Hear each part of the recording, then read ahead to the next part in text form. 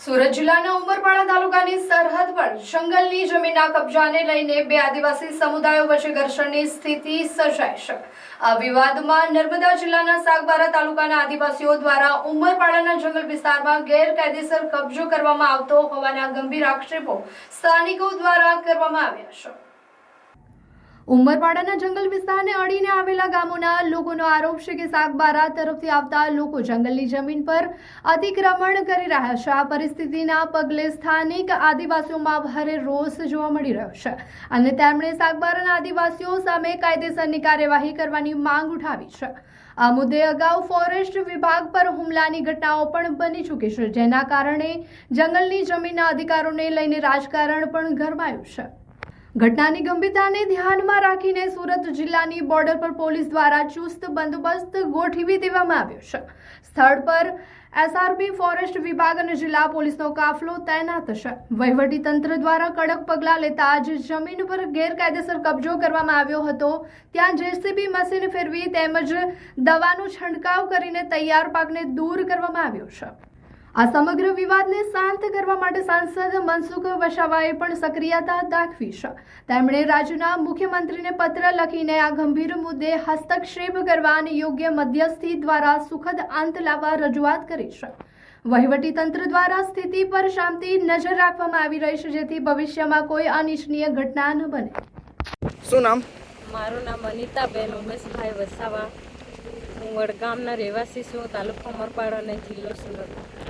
2024માં જે બનાવ બન્યો હતો, જે નાબાલિગ છોકરીનો રેપ થયો હતો, એને જે ગુનેગાર છે તે હમણાં લોકો એમને સજા નહીં મળી। એ લોકો છે સાગબારા તાલુકાના અને અત્યારે બી એ લોકો જંગલમાં પ્રવેશ કરતા છે અને ખેડાણ કરતા છે। તો એ લોકો અમારા જંગલમાં આવે ને ઉમરપાડા તાલુકાના જમીન છે એમાં આવે ને એ લોકોને સરકાર શ્રીને નમ્ર વિનંતી કરે કે એ લોકોને અંદર ઘૂસવા નહીં દે ને એ લોકોને જરાક સજા આપે। જીવનભાઈ વસાવા, હું વડગામ ગ્રામ પંચાયતનો સરપંચ છું। મારો તાલુકો ઉમરપાડા, જિલ્લો સુરતનો હું વતની છું। 2024માં સુરત જિલ્લાના ઉમરપાડા તાલુકાના વડપાડા રેન્જમાં વડગામના સીમમાં 12 વર્ષની દીકરી હાથે દુષ્કર્મ કરી એને મારી નાખવામાં આવેલી હતી। તે દીકરીને આજ દિન સુધી ન્યાય મળ્યો નથી। હું સરકારશ્રીને મારી આ જ વિનંતી છે કે આરોપીને ફાંસીની સજા થવી જોઈએ અને સખતમાં સખત સજા કરી અને આ પ્રશ્નને દૂર કરવો જોઈએ। સાથે સાથે આ લોકો સાગબારા તાલુકાના લોકો છે। આ લોકો ક્રૂર, ખૂની, હત્યા કરવાવાળા માણસો છે। એ અમારા જંગલ વિસ્તારમાં આ લોકો ગેરકાયદેસર ઘૂસી અને ફોરેસ્ટ ડિપાર્ટમેન્ટ તથા મારા ઉકાઈ અસરગ્રસ્તના વતની લોકો સાથે ઘર્ષણ કરવાવાળા માણસો છે અને આ લોકો પર્યાવરણના નુકસાન કરવાવાળા માણસો છે। જેથી મારી સરકારશ્રીને આ વિનંતી છે કે ઉમરપાડા તાલુકાના હદમાં આવતો જંગલ એને અમે બચાવવા માટે આ સરકાર પર અમે ભીખ માગીએ છીએ।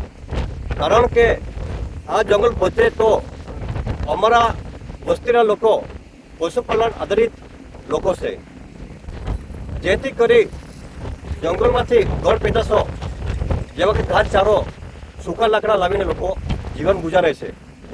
તો આ લોકો સાગબારા કે નર્મદા જિલ્લાના જે બિન અધિકૃત રીતે લોકો જંગલમાં ઘૂસે છે, તો સરકારશ્રી મોટા પ્રમાણમાં મોટો ખર્ચ ઉતારો અને એ લોકોને જો નુકસાન કરતા હોય તો સખ્તમાં સખ્ત સજા થવી જોઈએ એવી પ્રયાસ સાથે આ કાર્યવાહી કરવા હું સરકારશ્રીને વિનંતી કરું છું।